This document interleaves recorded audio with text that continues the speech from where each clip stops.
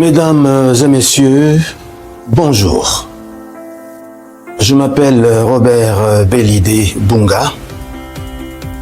Je suis de la République démocratique du Congo. Notable de ce pays, député national honoraire, directeur général honoraire de la radio-télévision nationale congolaise, la RTNC, notre chaîne publique, homme politique et journaliste. Aujourd'hui, je tenu à vous parler de nous-mêmes, journalistes et professionnels de médias de notre pays.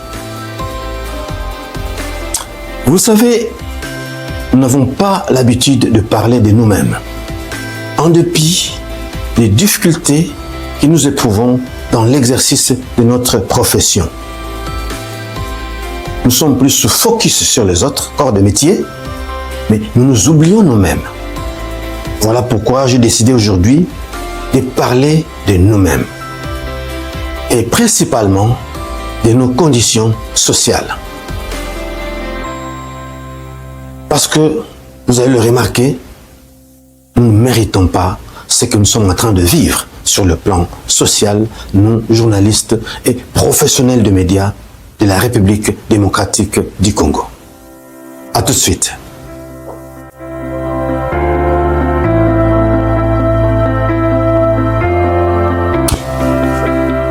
Mesdames et messieurs, vous avez certainement vu l'intitulé de notre communication de ce jour. Nous parlons de l'autopsie. Généralement, quand on parle de l'autopsie, on pense tout de suite à une personne décédée dont on veut connaître les causes de cette mort. Mais rassurez-vous, la presse congolaise n'est pas morte. Elle est bien vivante. Elle est très active. Prodigieuse même. Mais lorsqu'on évoque les conditions sociales de ces professionnels des médias, et tout de suite, on peut se demander s'ils ne sont pas des morts vivants, tellement que nous vivons des conditions exécrables. Nous vivons une déchéance sociale extrême. Voilà pourquoi il faut en parler. Mais puisque nous parlons d'autopsie, heureusement que cette situation sociale exécrable n'est pas irréversible. Nous pouvons tout changer. Pourvu que nous prenions conscience de cela, à commencer par nous-mêmes, les professionnels de médias. Prendre conscience, c'est-à-dire analyser ce qui nous arrive et voir comment nous pouvons nous en sortir. Au cours de cette tribune libre, nous allons décrire les conditions sociales dans lesquelles le journaliste congolais vit. Nous allons tenter d'en déterminer les causes profondes, mais aussi les responsabilités des uns et des autres. Mais surtout, nous allons proposer des solutions durables pour qu'enfin la situation sociale des journalistes congolais s'améliore ou commence à s'améliorer. Mais avant tout, il y a un principe sur lequel je reviendrai très souvent. C'est que les actes que nous posons aujourd'hui, eh bien, leurs conséquences peuvent intervenir dans 10, 20, 30 ans et même plus. Voilà pourquoi nous n'avons pas droit à l'erreur.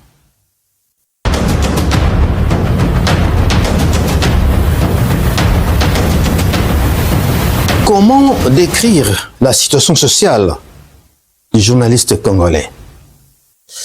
Eh bien, commençons d'abord par la presse publique, et particulièrement la presse audiovisuelle publique, qui est incarnée par la radio-télévision nationale congolaise, la RTNC.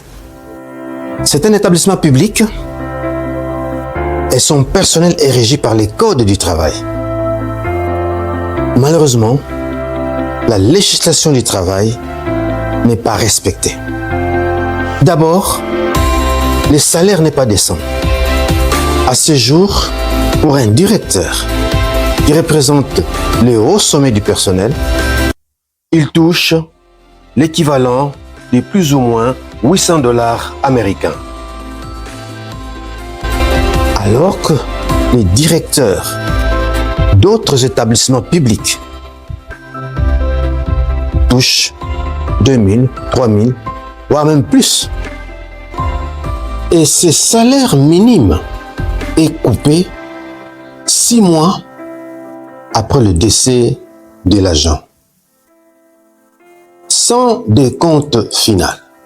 Tous ceux qui sont partis, nos aînés ou d'autres qui nous ont précédés depuis 10, 20, 30 ans, leurs familles n'ont jamais touché leurs décomptes finaux. Et cela a renforcé la misère dans ces familles qui se disloquent après la mort de leur papa. Et ces familles vivent la misère noire. La scolarité, la vie sociale, tout cela est perturbé parce que le décompte final n'est pas payé. Et puis, la sécurité sociale n'est pas assurée parce que le personnel ne cotise pas assez à la Caisse nationale de sécurité sociale. Lorsque le personnel ne paye pas les 18% exigés par la Caisse nationale de sécurité sociale,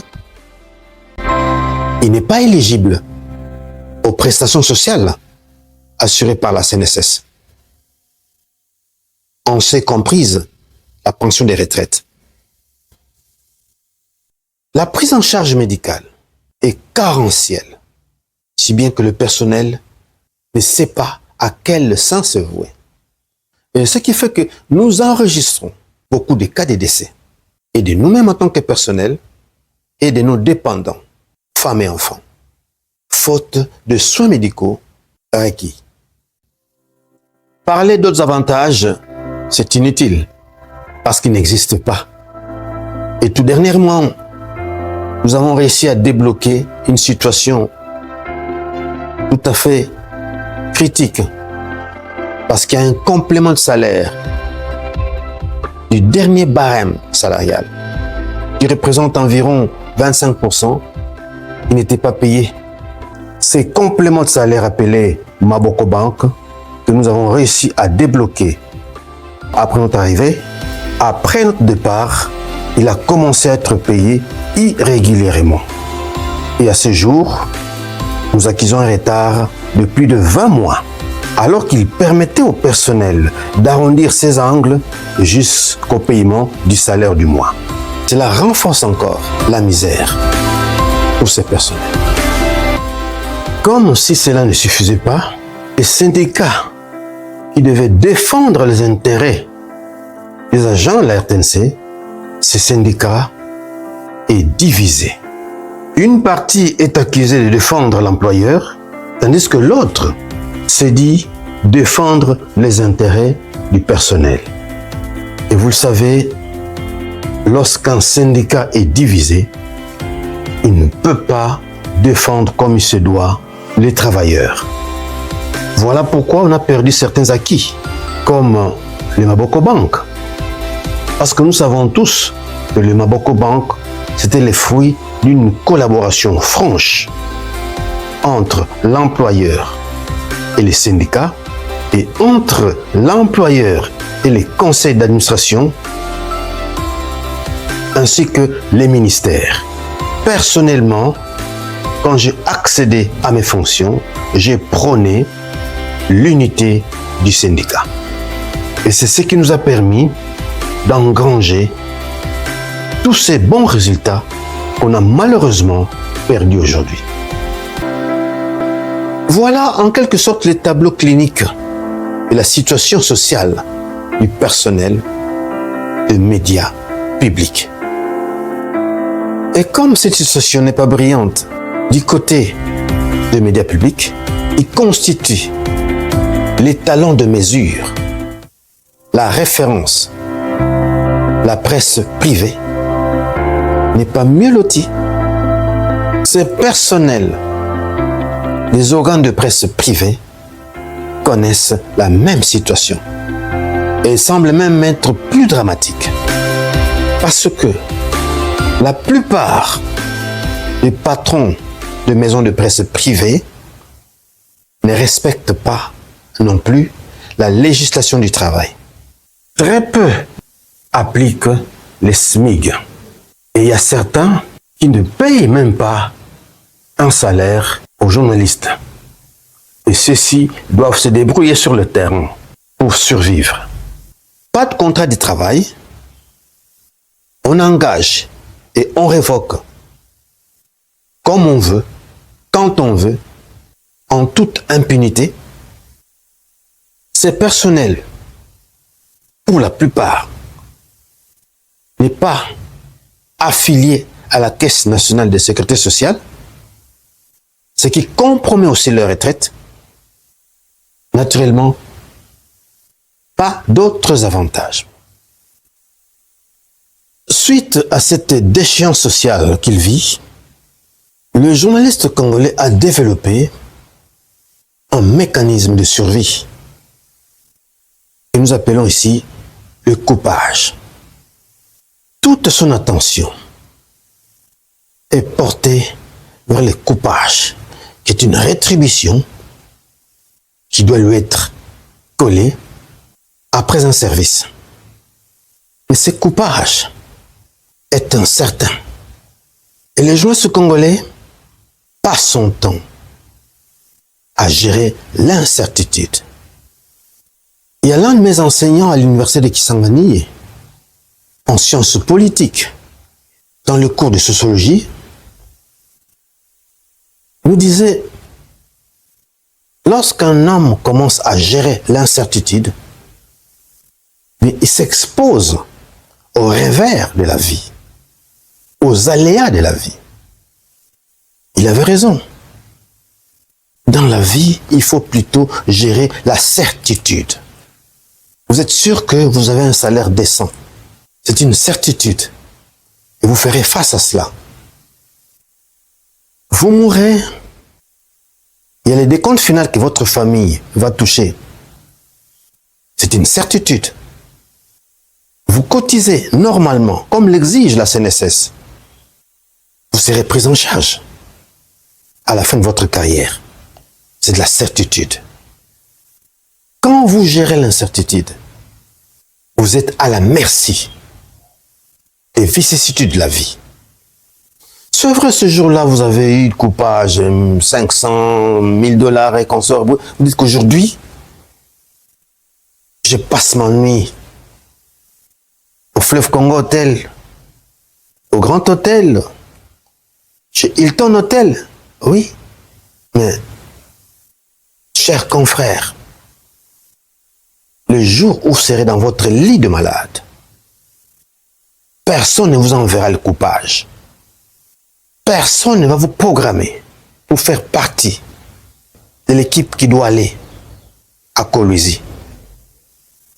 Vous serez seul à côté de votre femme et de vos enfants, peut-être de vos parents. Il y a un grand musicien congolais qui a déclaré au cours d'une émission qu'il y a des journalistes qui sont des salariés de musiciens. Oui, c'est comme ça. Et ça, véritablement, qui dérange, mais c'est la vérité. Quand je le dis, c'est pas pour blesser des gens, pour vexer, mais c'est la réalité. Au bino, bon, ça, on va bouiller, bité, passer, bon, majorité, c'est belé, bah, comment va salarié, il y a un musicien. Qui ne le sait pas. Voilà. N'a fini, tout mon côté, je n'ai aucun intérêt à le faire, mais c'est juste une restitution de la réalité, de la vérité. Moi, je le remercie. Je le félicite pour sa franchise. Mais ça n'honore pas la presse. Pour aller en Europe, il faut être inscrit sur la liste d'un musicien. Voilà pourquoi il faut prendre conscience, exiger des conditions sociales dignes. Nous allons en parler tout à l'heure dans les propositions concrètes.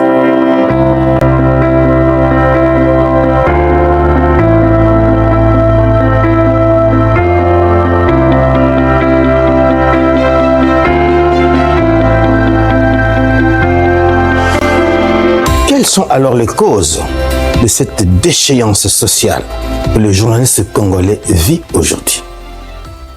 Je vous l'ai dit tout à l'heure, les actes que nous posons aujourd'hui, les conséquences, elles peuvent survenir dans 10, 20, 30 ans ou même plus. Nous n'avons pas droit à l'erreur.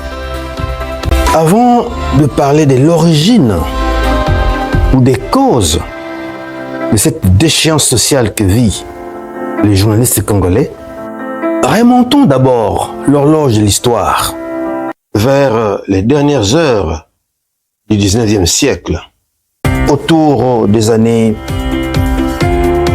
1897, lorsque l'Italien Marconi invente la radio. Vous savez, l'invention de la radio, c'est une trouvaille qui avait bouleversé le monde à l'époque. Être capable de transmettre le son à distance, c'était fabuleux. Tout de suite après, cette invention a été récupérée par le service de sécurité, mais surtout par l'armée. Et dès cet instant, l'information est devenue un produit hautement sécuritaire, un produit stratégique. Et la mission d'informer était devenue une mission régalienne. Donc la première charge d'informer revenait à l'État. Et ce qui fait que cette invention a rendu d'énormes services aux services de sécurité et surtout à l'armée. Et c'est de là qu'est né ces grands services qu'on appelle dans l'armée et même la police, la transmission.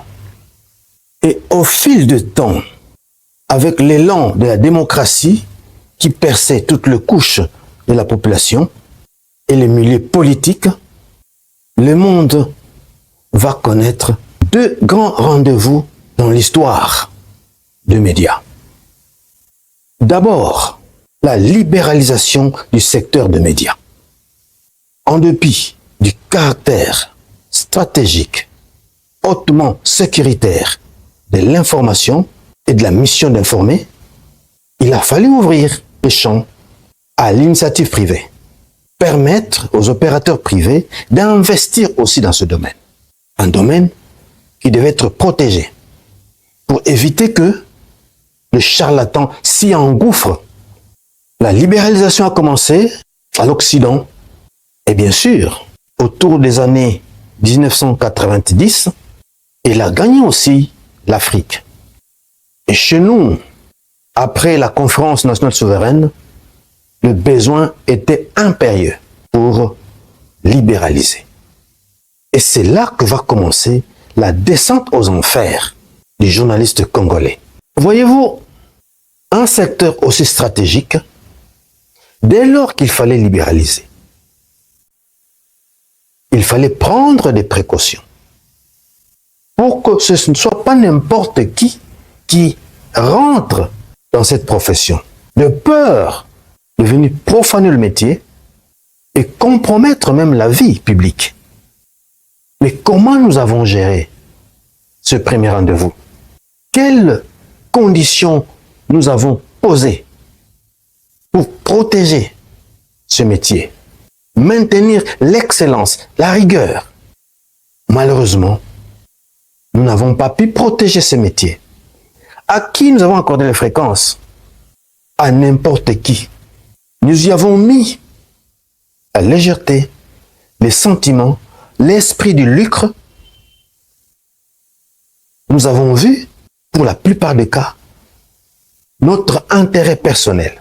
Et finalement, le métier a été envahi par des charlatans qui n'avaient rien à faire dedans, avec la complicité de ceux qui devaient assurer la rigueur et protéger ces secteurs d'excellence.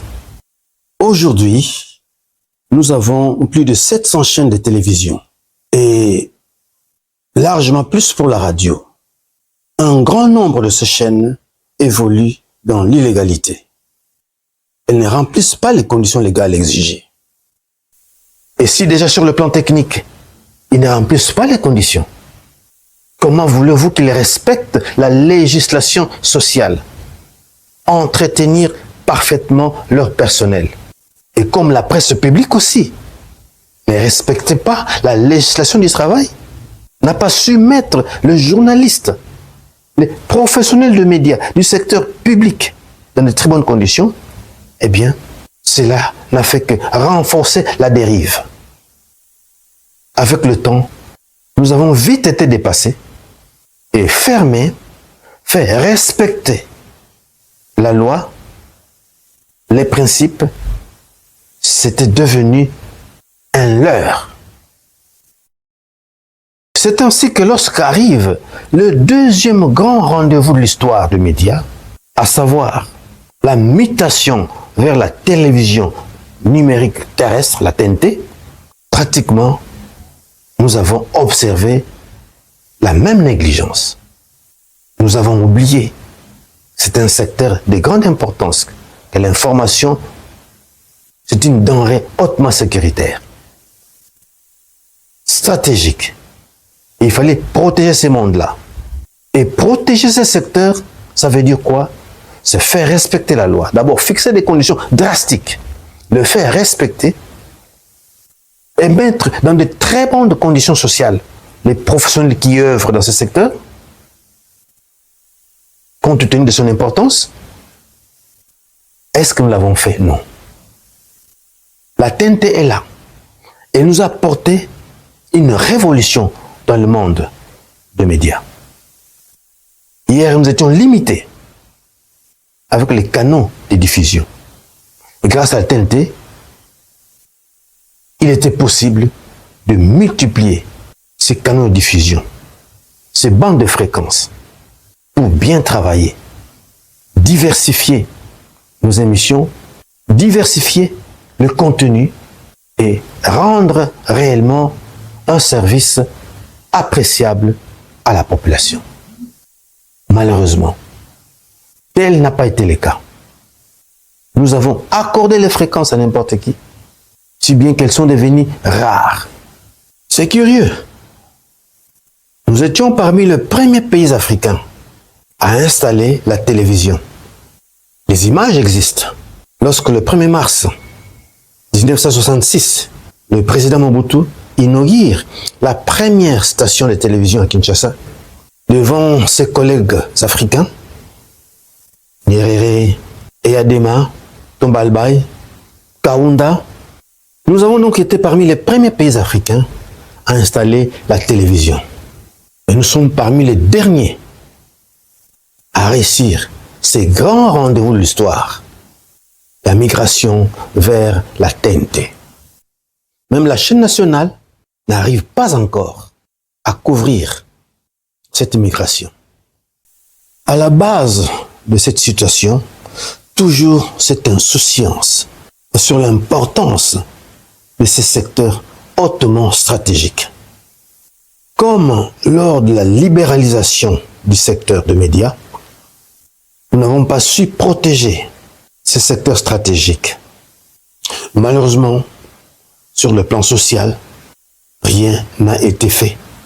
Et comme les médias audiovisuels publics n'ont pas non plus fait des progrès sur le respect de la législation du travail, naturellement, toutes ces chaînes privées pirates, et même celles qui ont été autorisées d'une manière légale, eh bien, toutes ces chaînes, ou la plupart de ces chaînes, n'ont pas non plus respecté la législation du travail.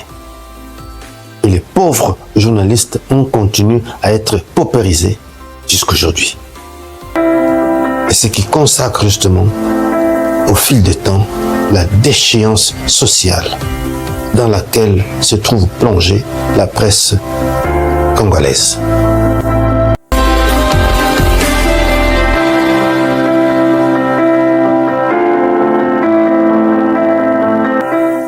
Mesdames et messieurs, bonjour. Je suis très heureux de vous retrouver une fois de plus dans le cadre de cette communication relative aux conditions que vivent le journaliste congolais sur le plan social. Conditions que nous avons qualifiées au cours de notre première partie d'une déchéance sociale extrême.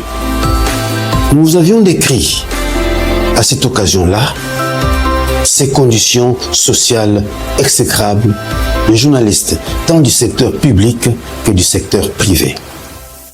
Également, nous avions présenté les causes qui sont à l'origine justement de cette déchéance sociale extrême. Et au cours de cette deuxième partie, nous allons essentiellement parler de deux choses. D'abord, les responsabilités des uns et des autres dans cette déchéance sociale que connaissent les journalistes de la République démocratique du Congo. Et à la fin, nous allons, bien entendu, vous présenter des propositions concrètes pour améliorer les conditions existentielles des journalistes et professionnels de médias de la République démocratique du Congo. Alors, quelles sont les responsabilités des uns des autres dans cette déchéance sociale que connaissent les journalistes et professionnels de médias en République démocratique du Congo? Si on se réfère à l'organisation des États, on dirait d'emblée que tout ce qui arrive aux journalistes congolais est de la responsabilité première du gouvernement qui se sont succédés à la tête de ce pays. Mais le gouvernement, c'est un tout dans lequel il y a des responsabilités, des attributions de tous les membres qui les composent.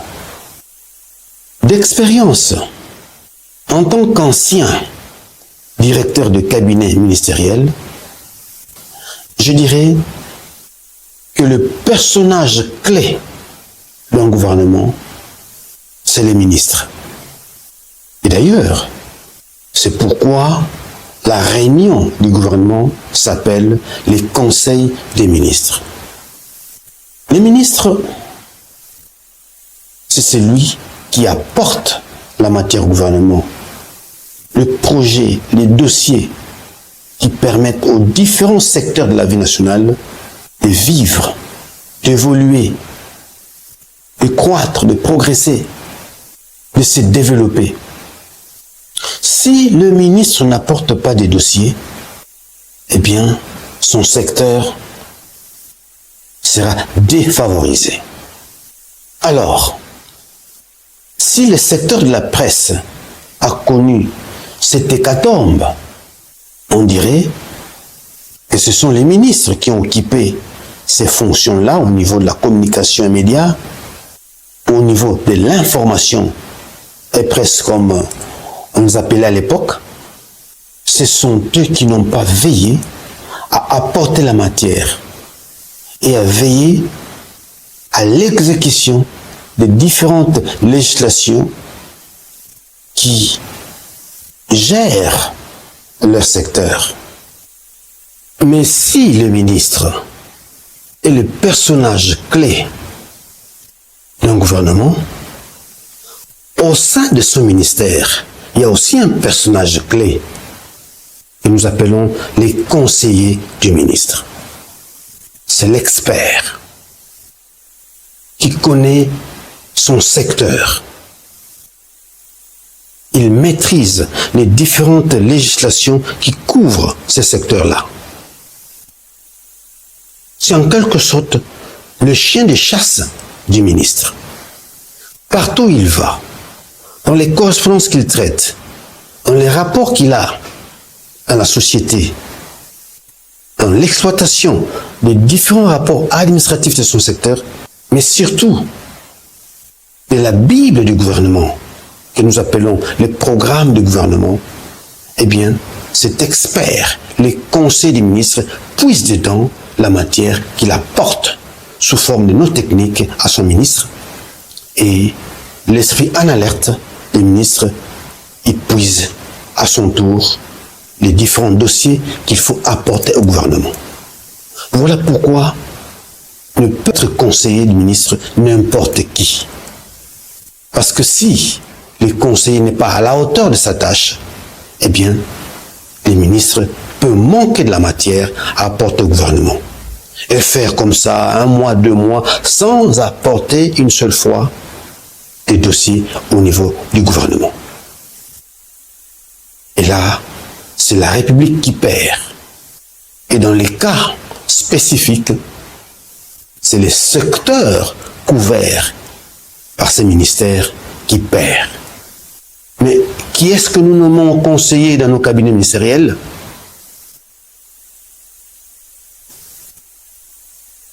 Lorsque nous observons de très près le fonctionnement de ces ministères depuis plus de 3 décennies,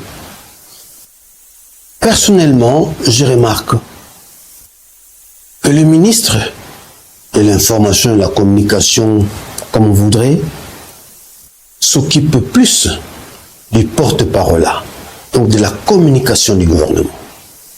Il consacre toute son énergie, son intelligence, et même tout son temps, en tout cas le plus clair de son temps, dans les activités liées au porte-parole. Il ne met pas trop d'accent sur les secteurs de la presse, les secteurs de médias. Et dans ces conditions, il y a des risques qu'on ne puisse pas accorder beaucoup d'attention sur la situation sociale des journalistes.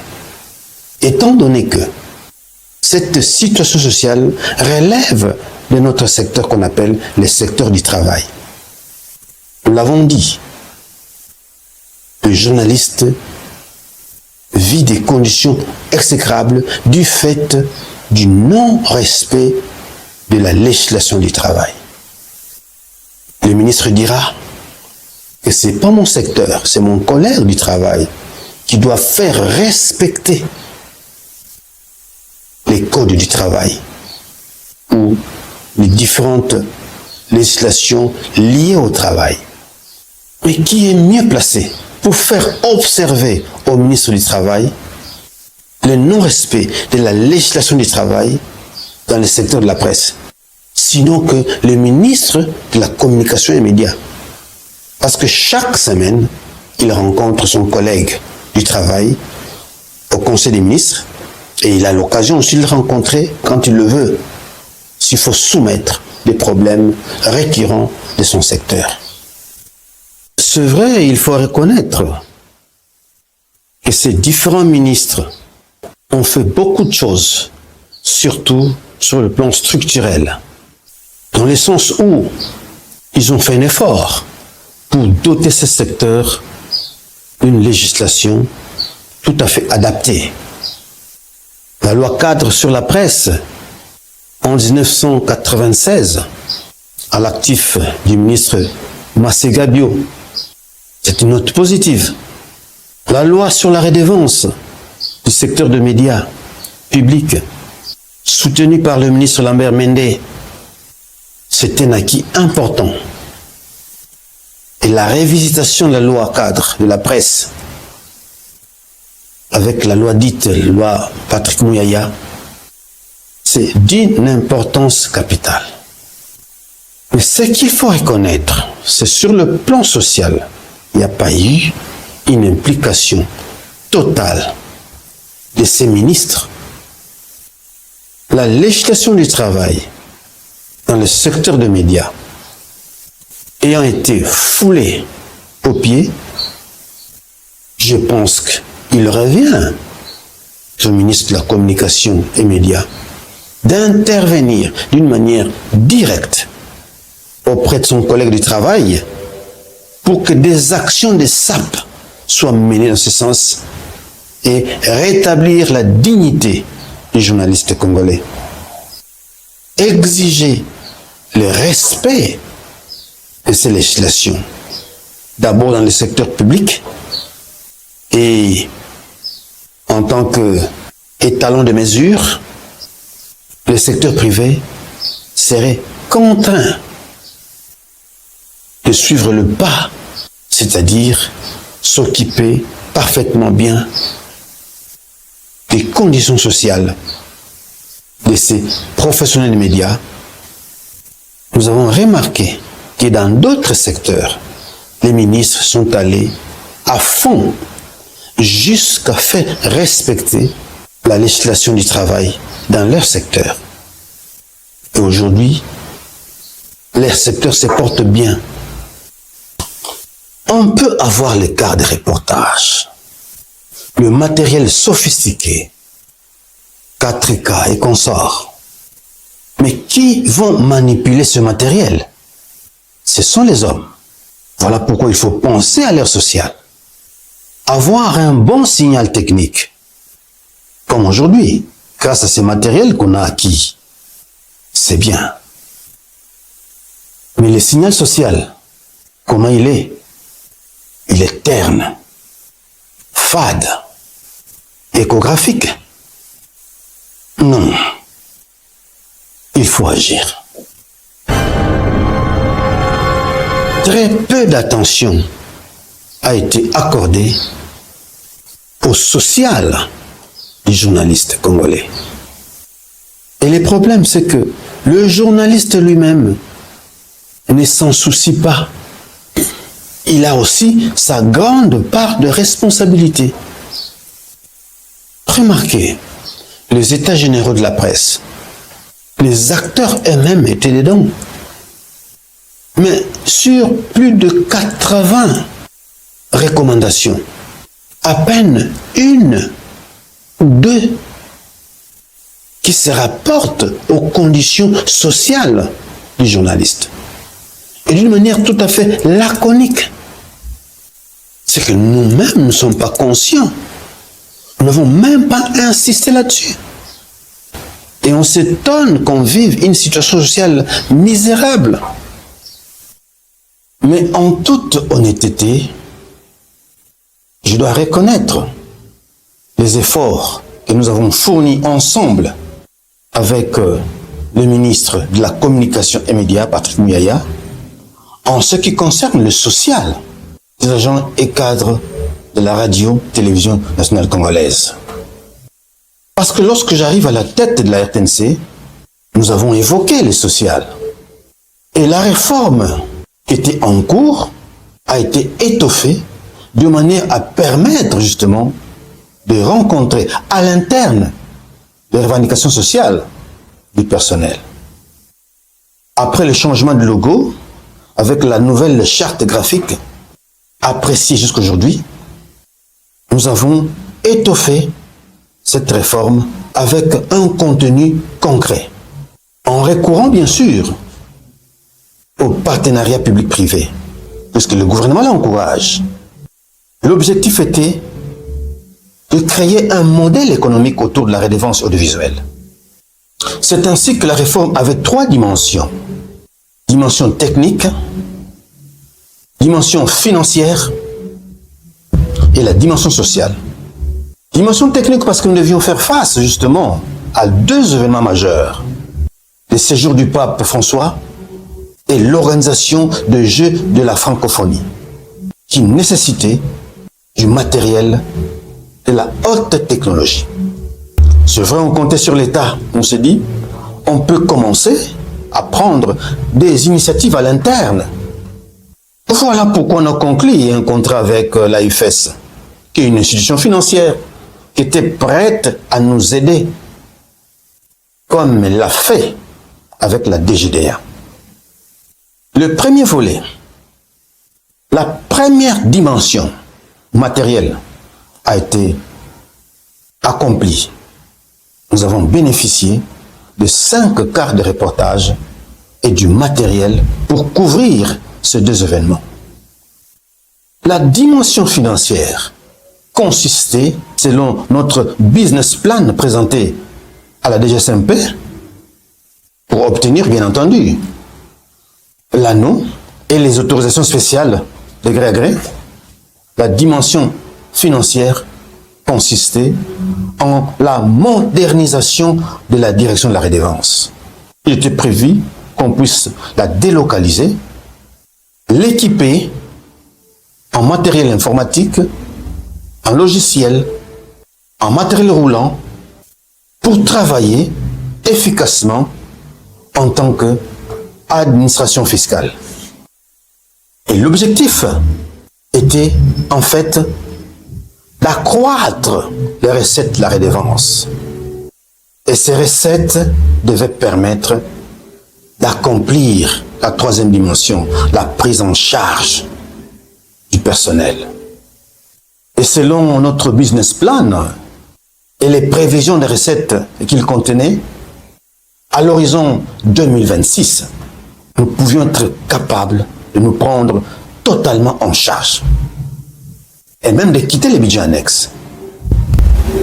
Après avoir accompli la première dimension technique, nous avons eu le cas de reportage et consorts. Nous avons dû quitter nos fonctions.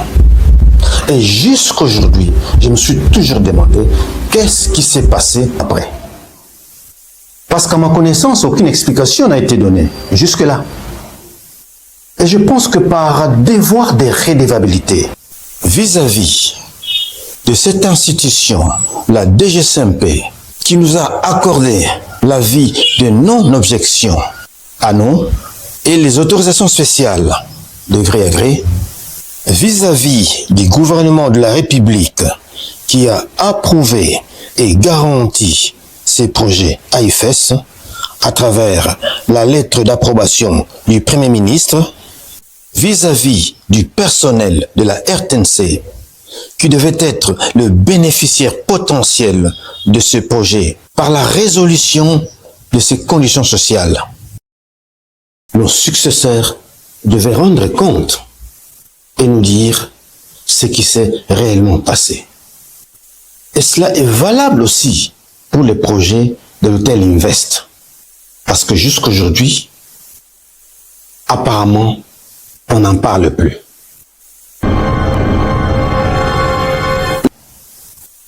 Voilà, mesdames et messieurs, nous allons conclure notre tribune libre. Mais avant d'y arriver, je voudrais quand même vous rappeler que nous avons parlé tout au long de notre communication à travers cette tribune libre. Nous avons parlé de la déchéance sociale extrême que vivent les journalistes et professionnels des médias de la République démocratique du Congo du fait du non-respect de la législation du travail. Mais comme je l'avais également dit, la situation n'est pas irréversible. Nous pouvons tout changer, pourvu que nous prenions conscience aujourd'hui que tous nous puissions nous lancer dans ces combats de changer les choses. Voilà pourquoi je me fais le devoir de vous présenter mes propositions pour améliorer les conditions existentielles des journalistes et professionnels de médias de la République démocratique du Congo.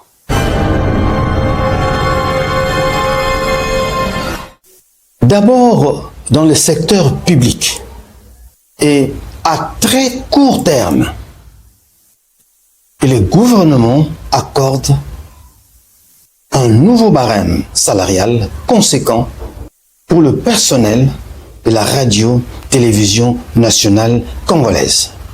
Un nouveau barème qui permette aux agents et cadres de la RTNC de vivre dans la dignité.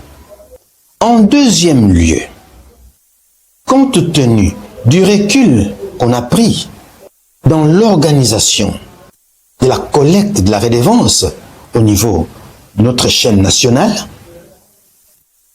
je pense qu'il est grand temps que le pouvoir public crée un établissement public chargé de collecter la redevance pour la redistribuer aux ayants droit que constituent les établissements audiovisuels publics.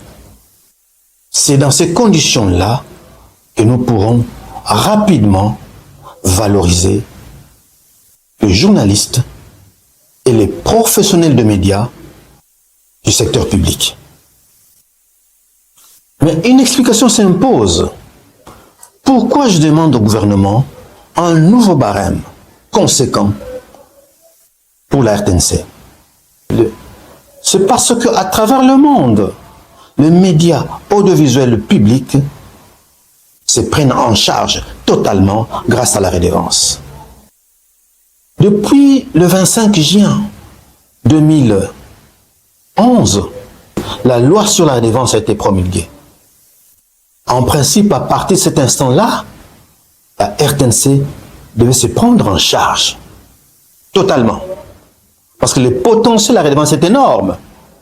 Je dois l'affirmer, sans peur d'être contredit. La RTNC n'a pas bénéficié d'un accompagnement suffisant de la part du gouvernement. Nous étions seuls devant le réfractaire à la loi, devant la FEC, devant le télédistributeur. Canal Plus en tête.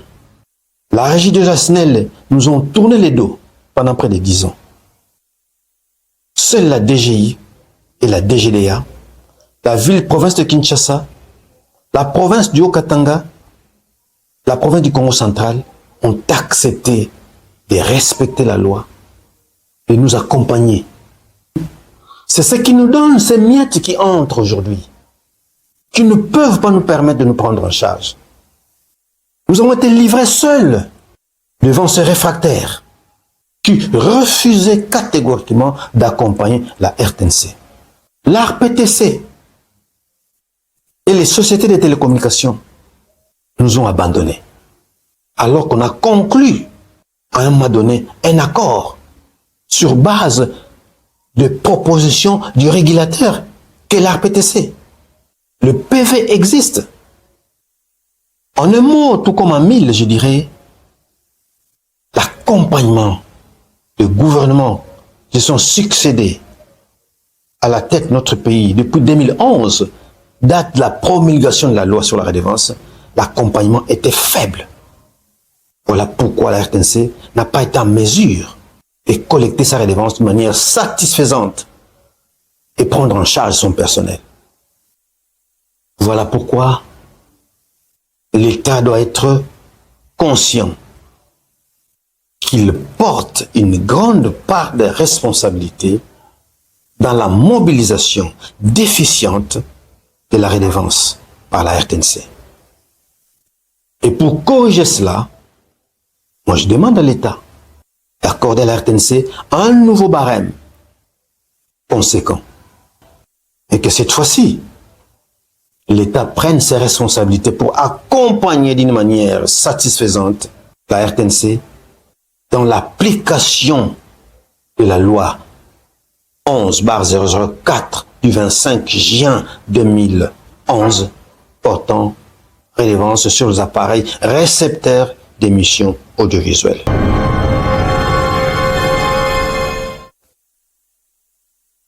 Pour la presse privée, le média audiovisuel privé, la première proposition que je ferai, c'est d'ériger en condition sine qua non pour l'ouverture d'une maison de presse privée, parmi les conditions sine qua non, le respect de la législation du travail. Vous avez un personnel, vous devez prouver que ce personnel est contractuel. Brandir ces contrats. Prouver leur affiliation à la CNSS et le paiement des cotisations sociales à la CNSS. Jusqu'à la fin de sa carrière, il peut être pris en charge par la CNSS. avec la collaboration du ministère du Travail, procéder à des contrôles systématiques au terme d'un moratoire à fixer. 1 à 3 mois. Vous ne respectez pas la législation du travail, on ferme purement et simplement votre chaîne de télévision.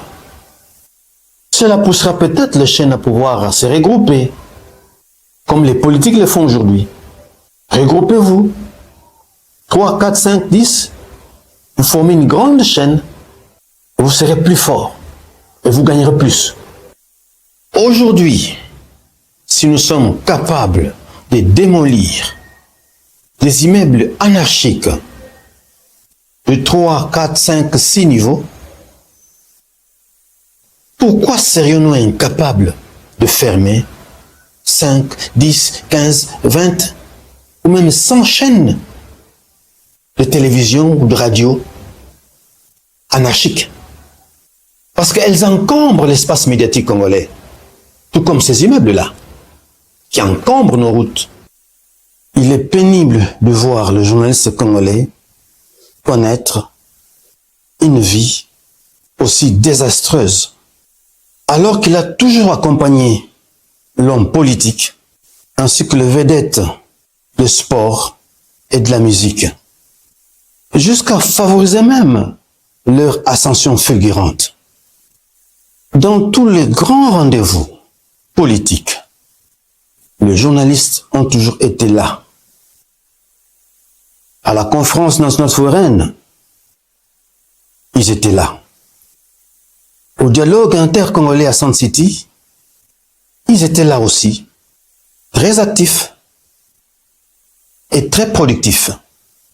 Mais au retour au pays, les politiciens se sont servis et les journalistes ont été abandonnés à son triste sort, dans sa déchéance sociale. Une déchéance sociale que les politiques n'arrivent pas à décanter. Prenons conscience, chers confrères. Mesdames et messieurs, nous arrivons au terme de notre communication ce jour à travers cette tribune libre. Nous avons tenu à mettre notre apport en tant que notable CPI pour la valorisation de notre métier. Que nous soyons plus performants dans l'exercice de notre profession. Mais cela exige de bonnes conditions sociales. Comme nos confrères d'ailleurs.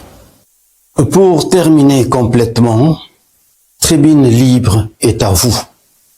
Désormais, nous traiterons de tous les sujets qui peuvent avancer notre pays. Et vous avez le droit de vous exprimer. Il suffit de nous contacter. Mais n'oubliez pas de vous abonner massivement à ce programme pour ajouter votre pierre. Tout ce que je dis ici, ce sont mes points de vue. Vous avez certainement le vôtre. Alors, n'hésitez pas, exprimez-vous à travers les commentaires. On vous lira, on vous écoutera. Nous avons besoin de toutes les intelligences. Comme on dit, du choc des idées jaillit la lumière. Alors, soyez le bienvenu, je vous attends.